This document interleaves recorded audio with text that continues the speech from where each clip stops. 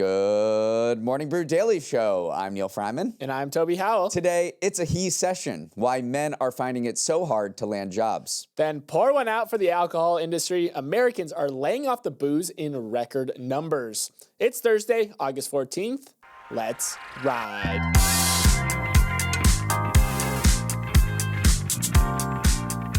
Good morning and happy Thursday. As any visitor to Chicago knows, you simply must snap a selfie in front of the Bean, a famous sculpture in Millennium Park. But are you unwittingly taking a picture of a prison? For the last 2 weeks, a group calling themselves Man in Bean has been protesting outside the artwork, saying that there is a man trapped in the bean. As one of them said in a now viral video, in 2004, Anish Kapoor, the chief architect of the bean, stole a baby and put that baby inside the bean. We're calling for the immediate release of the man trapped inside the bean. Don't believe these guys? Well, they say if you look closely when the sun hits the bean just right, you can see the faint outline of the man. Toby, comedy stunt or shocking conspiracy?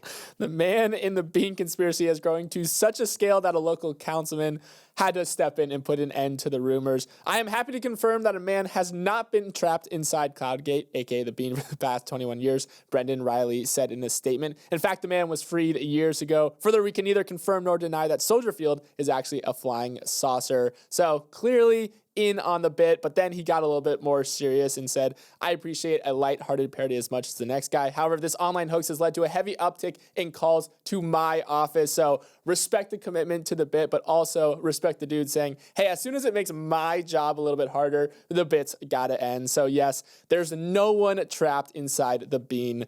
Maybe.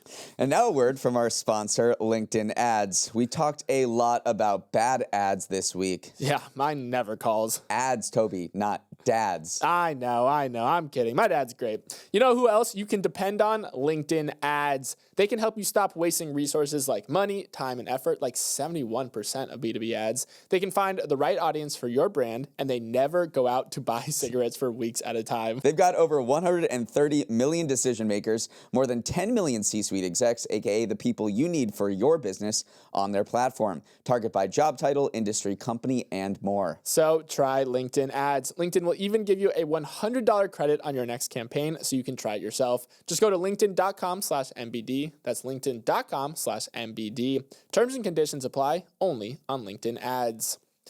Next time you say cheers at a birthday party, look around at the contents of people's glasses. About half of them won't be filled with alcohol. According to Gallup's latest consumption habit survey, only 54% of Americans reported drinking alcohol over the last year, compared to 58% the year prior and 62% in 2023. That is now officially the lowest percentage since Gallup began tracking alcohol drinking habits going back 9 decades. The reason for the steady and consistent drop: people know that drinking is bad for you. A majority of Americans surveyed, 53%, say that drinking is bad for your health, up from 45% last year. That's the first time ever in the survey's 90-year history that over half of America agreed with what your doc has long been warning you of. Even moderate drinking is bad for you. That has pushed average intake down to below 3 drinks a week, the lowest it's been since 1996, while 40% of people said it's been more than a week since their last drink, the highest percentage since 2000.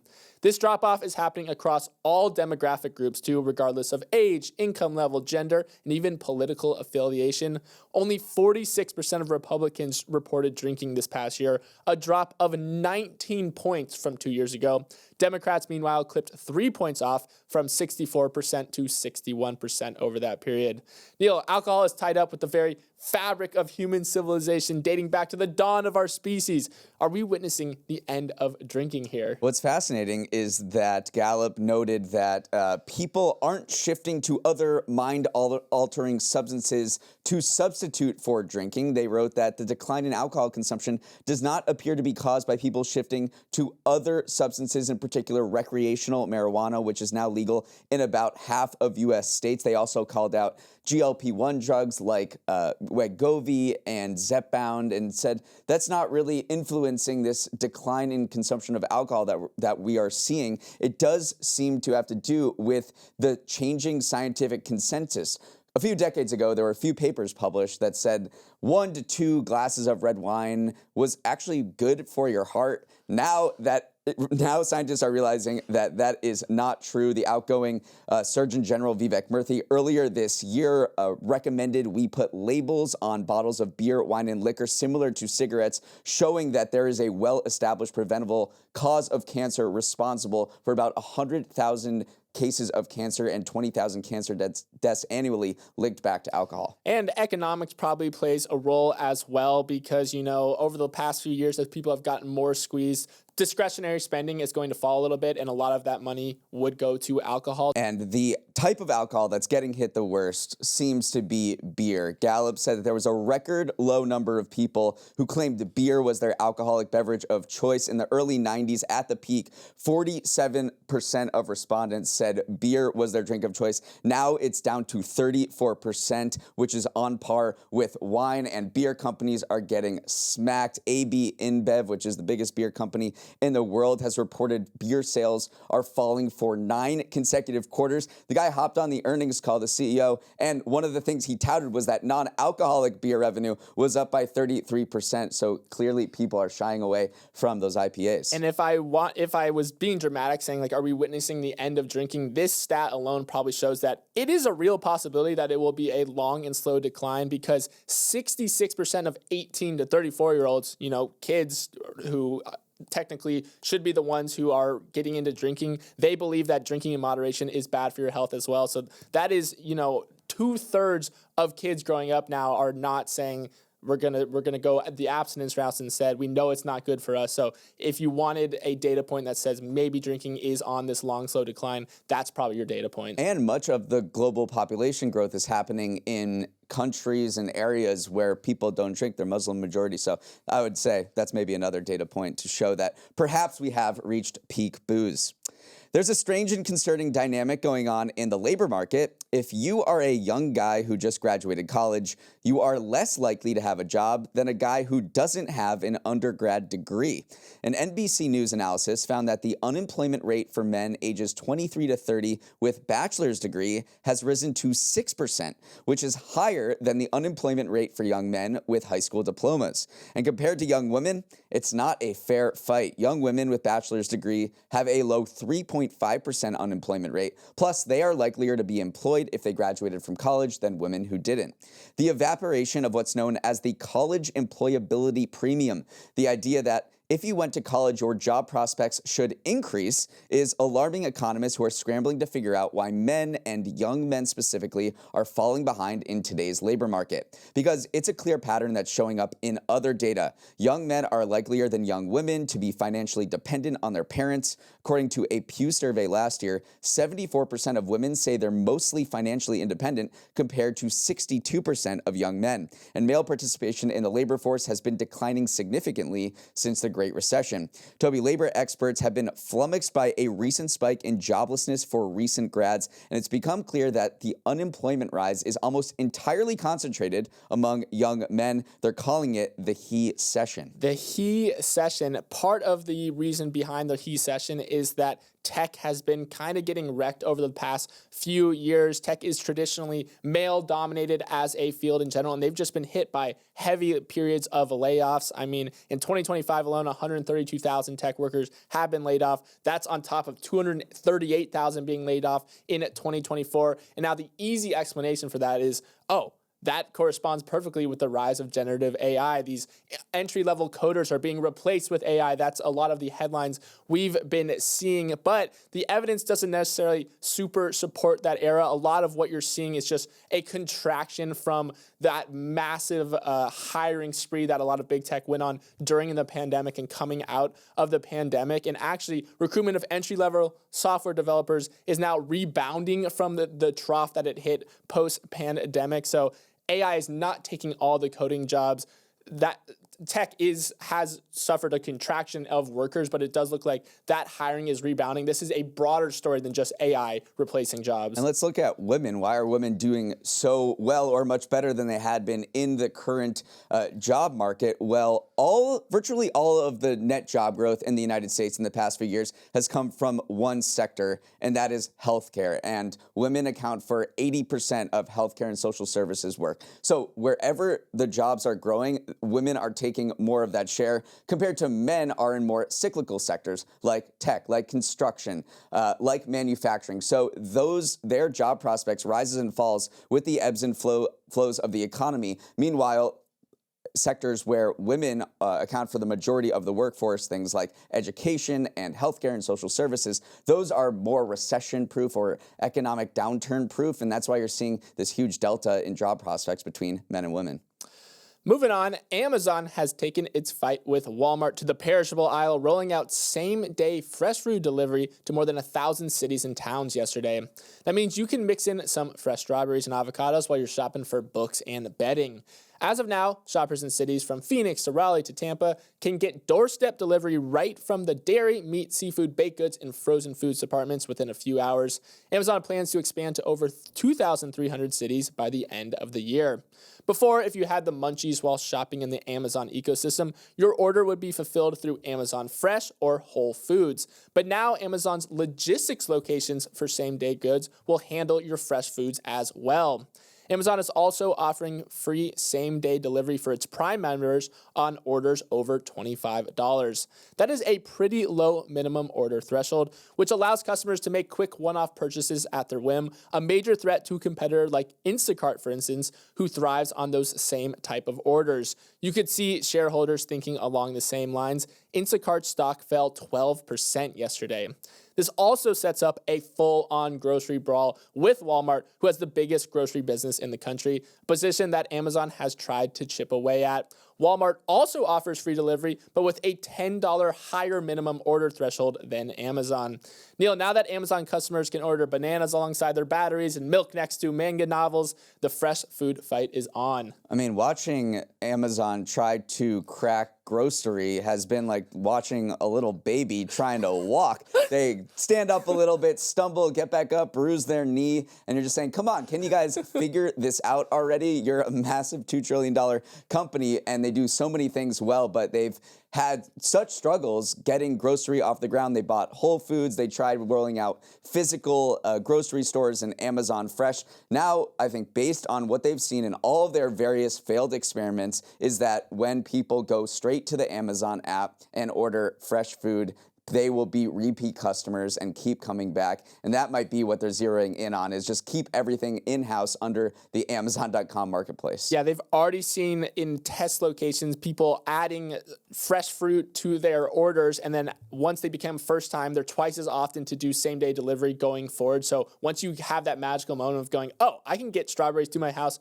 in hours, that is a wonderful experience for them. But they also, the reason why they've, stumbled and walked and crawled or whatever you want to say into the grocery business is they see it as a growth area for their company, because right now, cloud computing, which was the growth engine of over the last decade for Amazon, that's been petering off a little bit. So they have their eyes set on the U.S. grocery delivery market. They think it's an $800 billion market. So yes, it's a tough nut to crack, but it's one that they think they need to crack because their growth prospects elsewhere are dimming a little bit. Though it is a much lower margin business than cloud computing, but they are looking at various consumer trends and saying, well, people started to order grocery delivery a ton during the pandemic, and they still are doing that. That hasn't gone back to pre-pandemic levels. If you look at earnings reports recently from other delivery companies like Uber, DoorDash, and Instacart, they all say demand is booming. And so Amazon sees this as a growth area. Even if it's a low margin growth area, it's a way to lock people into your ecosystem so that when they add stuff like blueberries and strawberries, to also add maybe higher margin goods as well. I think it's so funny that Amazon and Walmart are just slowly converging to become the same company, because Amazon's diving deeper into grocery. They're making more rural investments, whereas Walmart is trying to build up its advertising verticals. They're trying to build up its online marketplace as well. So slowly but surely, these two companies that are competitors are just becoming the same company. Next thing you know, Walmart's going to be launching a cloud computing division as well. Up next, it's Thursday, which means it's time for Neal's Numbers.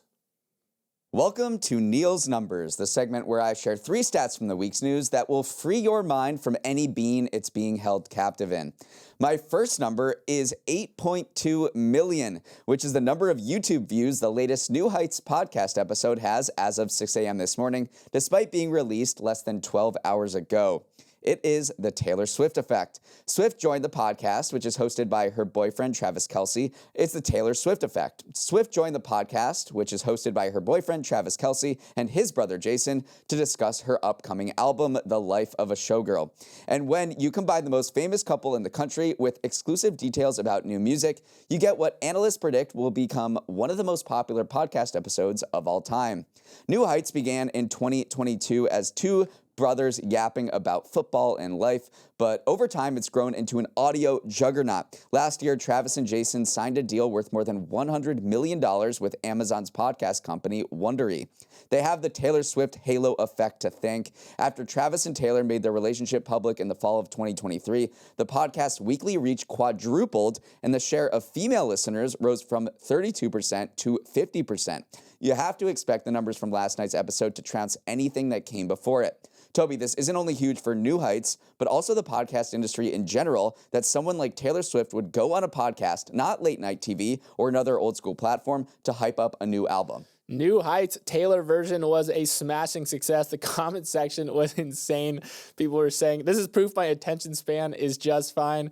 Honestly, props to Jason for doing one of the best Taylor Swift interviews ever, which, I mean, just an insane sentence if you go back even 5 years ago. They finally mixed business with business. There's been plenty of Jumbotron features of Kelce at a concert or Taylor Swift at a game, but now they're joining their money-making apparatus, and I do think 1 + 1 here is clearly gonna equal 3. This was a very opportune moment because you're timing up a new album rollout with the new NFL season simultaneously, so it was a very savvy moment to actually do this. It was the opportune moment to do this, and yes, this feeds into that cultural commentary of, hey, late night TV shows are not what they used to be. Traditional, media is not what they used to be. Taylor Swift used to announce albums at, the MTV Music Awards. Now she goes on her boyfriend's podcast to do an album rollout. So a lot of factors combined into this.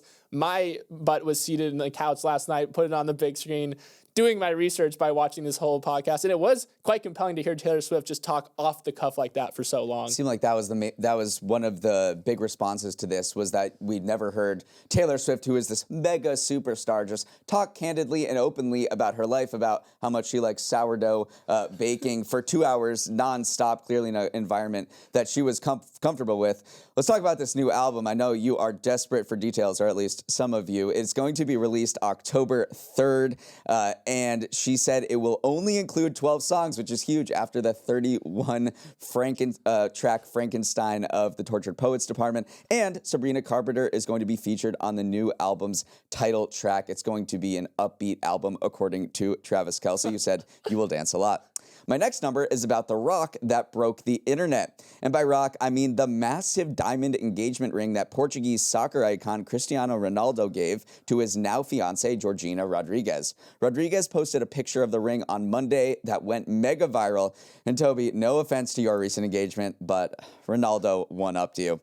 Jewelry experts estimate that the ginormous ring, which covers about 1/3 of her finger, cost at least $5 million and weighs 35 carats. Influencers were foaming at the mouth to analyze its every last detail. One remarked, "To wear this stone regularly, you're going to need finger reconstruction surgery. Just imagine wearing a 100-pound kettlebell on your finger all day, every day. Painful, but worth it."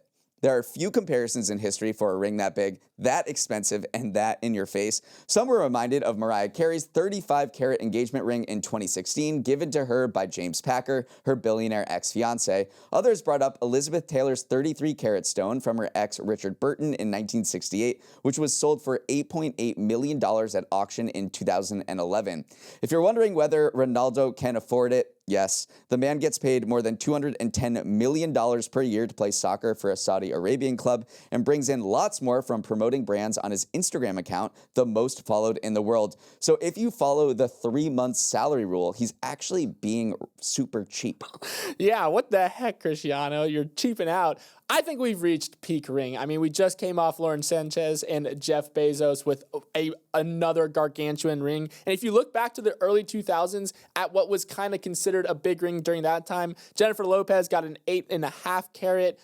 radiant cut green diamond from Ben Affleck. Victoria Beckham got a 10-carat one from David. Angelina Jolie's had 16 carats. Beyonce's, which seemed huge at the time, was 18 carats. And now we're getting into, the 30-carat threshold. It is pretty insane. But also, it kind of ends a saga of an interesting relationship between Cristiano and his now fiance, because technically in Saudi Arabia, you are not allowed to live with an unmarried woman. Over that time, they kind of lax those rules or interpret them differently to allow Ronaldo to come, because they've been trying to, show a different side to the world. And bringing in Cristiano Ronaldo has been a big part of that, because he's one of the most visible sports figures in the world. So just a fascinating kind of culmination of this relationship that necessarily wouldn't be always allowed in Saudi Arabia, accumulating into a gigantic diamond being gifted. Just a fascinating, flashy end to this whole saga. Let's head to my final number, which I readily admit is not relevant to this week's news, but it is an amazing piece of trivia I just heard, and you need to hear it. Across the state of Wyoming, there are just 2 escalators. They're both in banks in Casper. One is at the main branch of Hilltop National Bank, and the other at the downtown branch of First Interstate Bank. Wyoming used to have 3 escalators, with one located at the J.C. Penney building in Cheyenne, but that was removed when the building was renovated.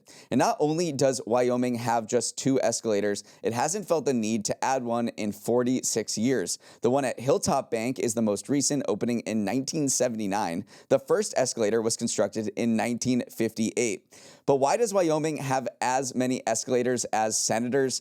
Don't think too hard. It's simply because it has a ton of land and virtually no people. With a population of nearly 600,000, Wyoming is the least populated U.S. state and has the second least dense population behind Alaska. It doesn't need to build up, since there aren't many people around to fit into buildings. In fact, the tallest building in the state is a dorm at the University of Wyoming at 12 stories. So if you have escalophobia, maybe consider moving to Wyoming. Yeah, take the stairs. Escalators in architecture occupy this middle of the road status, because a lot of places stairs will do just fine, and then they're less expensive than going and installing an entire elevator. So typically they occupy places where there's a lot of foot traffic and they have high occupancy rates, which doesn't describe a lot of places in Wyoming. Which is funny too, is that escalators are pretty expensive. They're not as expensive as elevators, but if every Wyoming resident gave $1, they probably wouldn't be able to muster enough money to build a single escalator, because, there's just under 600,000 people in the whole state. So this is just one of those trivia facts that you got to bring up late night at bar trivia. Like, hey, do you know Wyoming has 2 escalators? So thank you for surfacing it again on this podcast. 2 other interesting Wyoming stacks while we're on the subject. It has fewer residents than any of the 31 most populous U.S. cities, and there is only one area code for the entire state, which is 307. Doesn't look like Wyoming is going to get a new escalator anytime soon, which they're probably okay with. Let's sprint to the finish with some final headlines. One of the world's most famous restaurants is putting meat back on the menu. In 2021, the 3 Michelin star 11 Madison Park in New York City went completely vegan for environmental reasons, stunning the culinary world, who could not conceive of such a thing. But 4.5 years later, Chef Daniel Hum is reversing himself. Come October 14th, the new menu at EMP, as it's known among regulars like myself, will include some fish and meat options for diners who want them, while staying mostly veggie.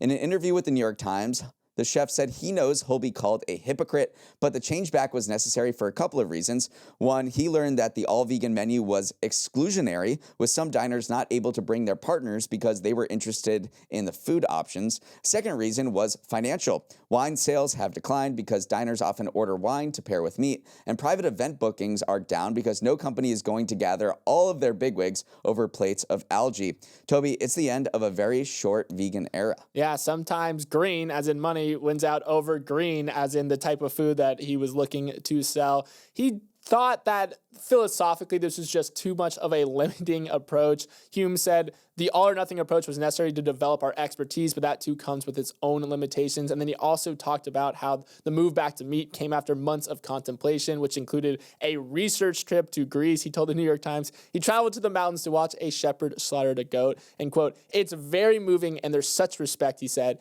"If you had seen the whole cycle, of course you would never waste a bit of this." So he's adding this almost spiritual layer to maybe a financial decision, and I'm sure some of it is true, but Chef Hume, I support you. And if you need someone to taste test your famous honey lavender glazed duck to make sure it's up to par after a few years off, I got you.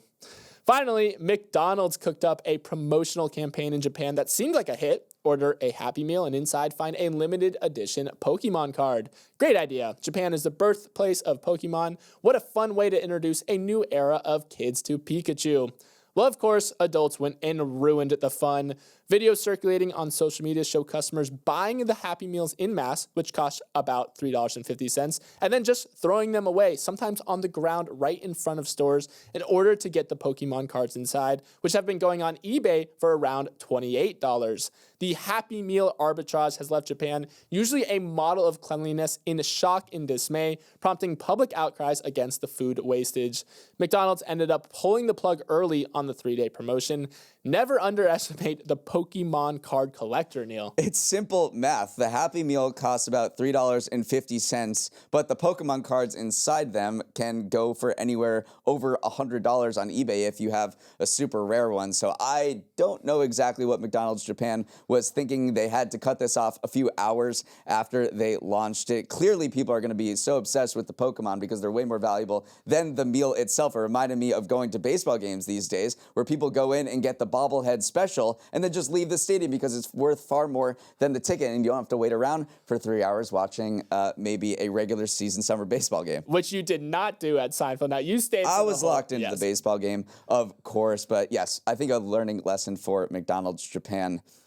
That is all the time we have. Thanks so much for starting your morning with us, and have a wonderful Thursday. If you have any thoughts or feedback on today's show, send a note to Morning Brew Daily at morningbrew.com. Toby, what is today's password clue? Today's password clue is when you insert the letter E and W, as in ew, somewhere in the password, you get something gross. Yesterday's clue was the password's first and last letters together form a U.S. state abbreviation. Today's clue is when you insert the letters E and W, as in ew, somewhere in the password, you get something gross.